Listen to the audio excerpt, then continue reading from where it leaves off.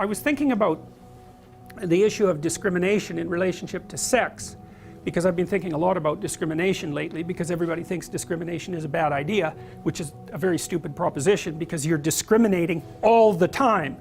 And the most fundamental form of discrimination is choice of sexual partner. And so you might say, well, why should that even be allowed? Because it is the most fundamental form of discrimination. So for example, almost everyone is racially prejudiced when it comes to sexual partners. So you think, well, is that a, what about, do you use age as an exclusionary criteria? Probably. Do you use physical attractiveness? Only insofar as you're able, right? You use it completely if you could get away with it, roughly speaking, but you can't, because the most attractive people aren't going to be anywhere near you. So you can't do it, but you'd like to. Health, yes. Strength, yes. Wealth, yes. Education, definitely. So it's unbelievably discriminatory. And so you might say, well, why is that justifiable? And it seems to me that it's something like, well, you get to say no to me if I get to say no to you. It's something like that. We've agreed that everybody gets to discriminate on that basis, and because everybody can do it, then it's fair. It's something like that. It's very much worth thinking about. You know, I don't know if you know this, but in Huxley's book Brave New World, where the family had been completely demolished, right, and children were conceived in bottles and given and produced in factories, so the whole idea of the relationship between sex and procreation had become a taboo. One of the mantras, the slogans of the society was, everyone belongs to everyone else. And so it was actually a social faux pas to refuse to sleep with someone, just as it was a social faux pas to have any exclusionary relationship. Because another thing that you might notice is that there's nothing more discriminatory than falling in love with someone. It's like, you're special, and all the rest of you? No. So it's the ultimate exclusionary act, right? And yet we presume that that's an acceptable, not only acceptable, we demand that as a right. And well, that's worth thinking about a lot. So it's more or less a truism that if you take a male dominance hierarchy, the probability that the men at the top of the hierarchy will leave offspring is much higher than the probability that the men at the bottom will leave offspring. And it's true in many, many species. Now there's a much higher probability of the average female leaving offspring than the average man. So now then imagine that there's characteristics that push a man up a dominance hierarchy.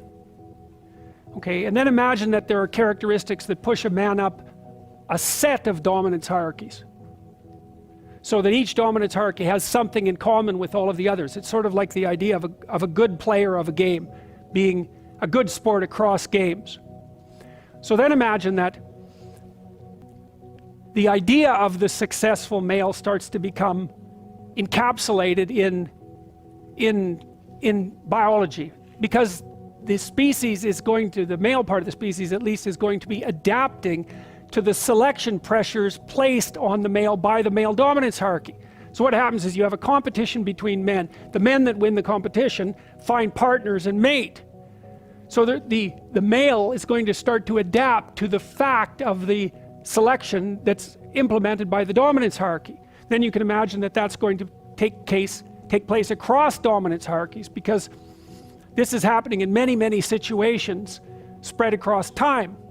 And so then the idea of how the proper man should act starts to become incorporated in the biology and also in the expectations of the society. And then that starts to loop. So as the expectations become clearer and clearer, the notion of what it constitutes success becomes clearer and clearer as well, and the two things get tangled together. Now, and I think you can see that, a manifestation of that, whenever you go watch a movie, because you immediately identify the hero and you identify with him. It's like he's the person that your mythological imagination grasps onto, and you play that out using your body as a representational platform when you watch the movie. And so maybe you admire the hero. If he's a successful hero, you do. Well, that admiration is the manifestation of the instinct that drives you towards that kind of behavior. And not only can you manifest it, in which case you're likely to feel good about yourself, because you know that sometimes you can feel good about yourself and sometimes not, but you're also going to be able to recognize it when you see it in the world. And that's going to manifest itself in admiration. And admiration is the proclivity to imitate.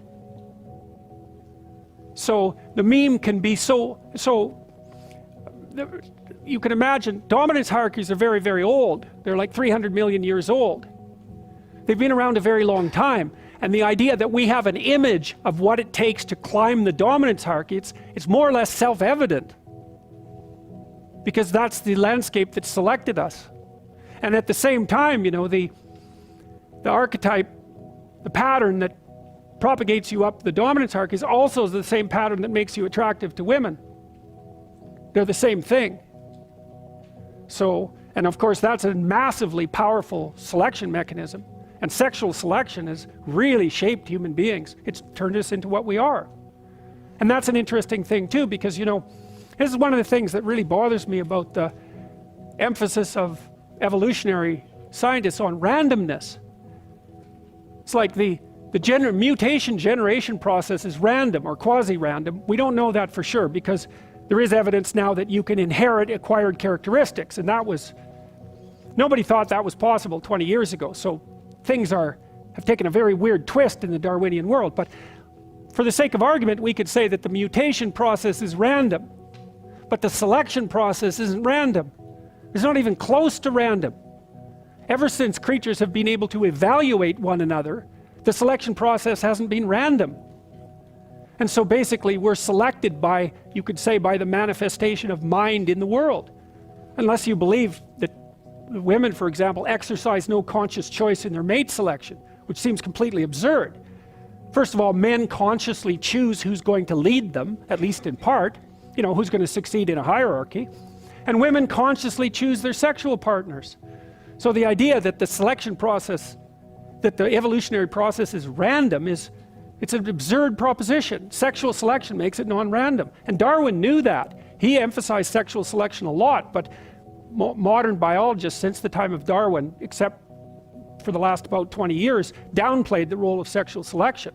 And I think the reason for that is that it brings mind into the evolutionary process in a way that they don't like. And no wonder, it's complicated, you know. It's like, to some degree, we're consciously directing our own evolution, at least through the mechanism of selection. Well, you dream of the future and then you try to make it into a reality. That seems to be an important thing. You know, or maybe you dream up a nightmare and try to make that into a reality, because people do that too if they're hell-bent on revenge, for example, and full of hatred and resentment. I mean, that manifests itself in terrible fantasies. You know, those are dreams, then people go act them out.